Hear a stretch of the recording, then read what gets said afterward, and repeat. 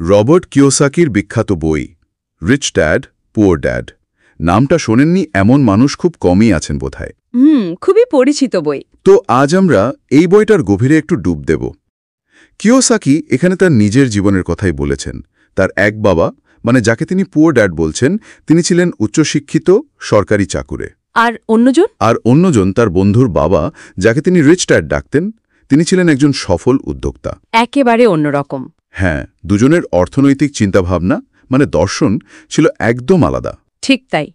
আর সেই ভিন্ন দর্শন থেকেই আমরা কিছু জরুরি শিক্ষা, কিছু ভাবনা বের করে আনার চেষ্টা করব আজ। আচ্ছা, দারুণ আইডিয়া।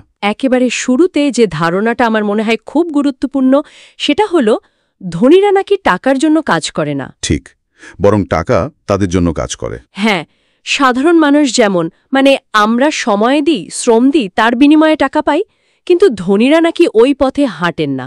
না, সেভাবে না। তারা এমন জিনিস তৈরি করেন, মানে এমন সম্পদ যা বসে বসেই আয় তৈরি করতে থাকে। এই ব্যাপারটা একটু খুলে বললে ভালো হয়। অবশ্যই। দেখুন, এটাই বইটার একেবারে কোর আইডিয়া। মানে শুধু চাকরি করে মাস গেলে বেতন পাওয়ার যে চক্র, তা থেকে বেরিয়ে আসা। আর এখানেই কিন্তু আর্থিক শিক্ষার গুরুত্বটা চলে আসে। আমরা স্কুলে কলেজে কত কিছু পড়ি, তাই না? হ্যাঁ, অনেক কিছুই তো শিখি।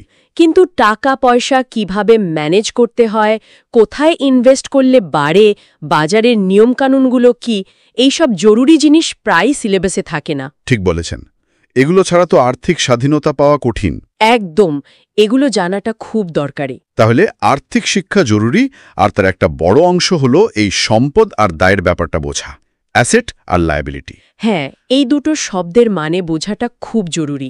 বইটাতে খুব সহজ করে বলা আছে কিন্তু, যা আপনার পকেটের টাকা আনে সেটাই সম্পদ, মানে অ্যাসেট। উদাহরণ দিলে ব্যাপারটা পরিষ্কার হবে। যেমন ধরুন, আপনার একটা বাড়ি আছে, সেটা ভাড়া দিয়ে প্রতি মাসে টাকা আসছে। অথবা ধরুন শেয়ার বাজারে বিনিয়োগ করেছেন, ডিভিডেন্ড পাচ্ছেন। ঠিক, এগুলো অ্যাসেট। আর লায়াবিলিটি হলো ঠিক তার উল্টোটা, যা আপনার পকেট থেকে টাকা বের করে নিয়ে যায়। যেমন ধরুন, বাড়ির জন্য লোন নিয়েছেন, তার কিস্তি ভরছেন প্রতি মাসে। বা ধরুন একটা দামি গাড়ি কিনেছেন, সেটার তেল, মেইনটেনেন্স, এসবের পেছনে অনেক খরচ। ব্যক্তিগত লোন তো আছেই। হ্যাঁ, ওগুলো। মজার ব্যাপার কি জানেন, অনেকেই নিজের বাড়িটাকে বিরাট সম্পদ মনে করেন। হ্যাঁ, তা তো মনে করারই কথা, নিজের বাড়ি। কিন্তু কিওসাকি বলছেন, যদি বাড়িটা থেকে কোনো আয় না আসে, উল্টে সেটার পেছনে আপনার টাকা খরচ হতে থাকে, লোনের কিস্তি, ট্যাক্স সারাই, তাহলে সেটা আসলে একটা লায়াবিলিটি বা দায়। আচ্ছা, এই দৃষ্টিভঙ্গিটা তো বেশ অন্যরকম। এখান থেকেই কিন্তু আরেকটা আইডিয়া আসে, নিজের ব্যবসার দিকে মন দাও।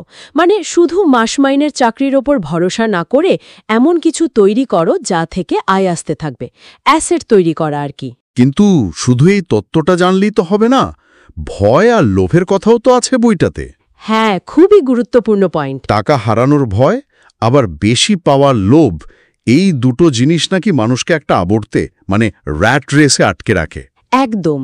র্যাট রেস মানে ইঁদুর দৌড়। ওই যে একই বৃত্তে ঘুরপাক খাওয়া, টাকা কামাও, খরচ করো, আবার টাকার জন্য অপেক্ষা করো। ঠিক যেন খাঁচার ভেতরে ইঁদুরটার মতো দৌড়াচ্ছে, কিন্তু কোথাও পৌঁছাচ্ছে না। হ্যাঁ, বইটা বলছে এই ভয় আর লোভের চক্র থেকে বেরোতে হলে ঝুঁকি নেওয়ার সাহস দরকার। আর ভুল করলে সেই ভুল থেকে শেখার মানসিকতাটাও খুব জরুরি। তার মানে শুধু বেশি সম্বলের চাকরি খোঁজাটা লক্ষ্য নয়। না, বরং এমন কাজ খোঁজা উচিত যা আপনাকে নতুন কিছু শেখাবে, মূল্যবান কোনো স্কিল তৈরি করবে, যেটা হয়তো এখন কম মাইনে দিচ্ছে, কিন্তু ভবিষ্যতে আপনার অ্যাসেট তৈরিতে বিরাট সাহায্য করবে। ইন্টারেস্টিং। তার মানে মাইন্ডসেটের পরিবর্তনটা আসল, কর্মচারী থেকে বেরিয়ে এসে বিনিয়োগকারী বা উদ্যোক্তার মতো করে ভাবা। ঠিক। বইতে কর্পোরেশন তৈরি করা বা ট্যাক্সের নিয়ম কানুন জেনে সুবিধা নেবার কথাও অল্প করে বলা আছে। হ্যাঁ, ওটাও তো একটা দিক।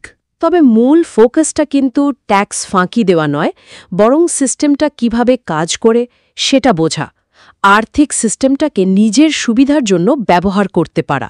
মানে ধনী বাবা এই সিস্টেমটাকে ব্যবহার করতে চাইতেন, আর গরিব বাবা সিস্টেমের অংশ হয়ে থাকতে চাইতেন। অনেকটা সেরকমই।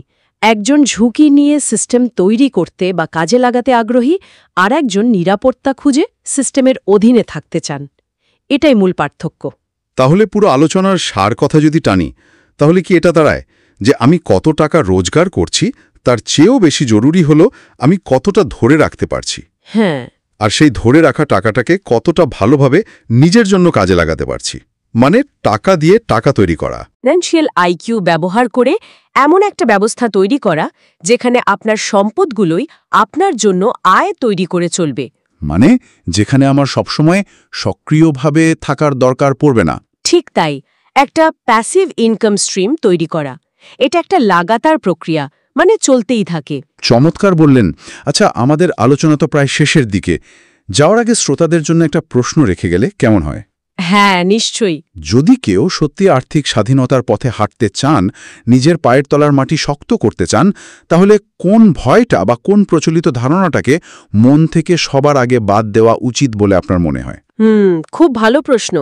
এটা নিয়ে ভাবার অনেক অবকাশ আছে।